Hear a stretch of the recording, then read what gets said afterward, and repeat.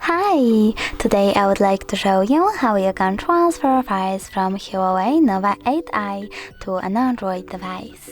Firstly, open App Gallery on HUAWEI and Play Store on an Android. Then tap on the search bar on both devices and type Send Anywhere.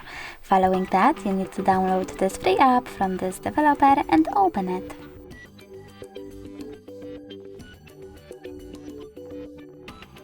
Over here, select I accept, confirm, continue and allow.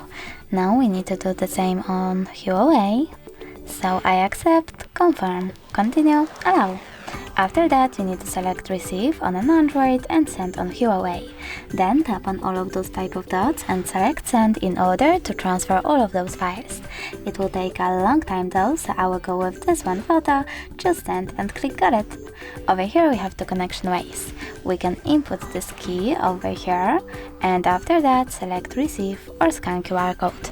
If you wish to scan it, click on this scanning icon on an Android, then choose while using the app or only this time and point your camera at the QR code. Now we need to wait. And as you can see, my photo was successfully transferred. If you wish to make sure of it, you can always go into some kind of Files app.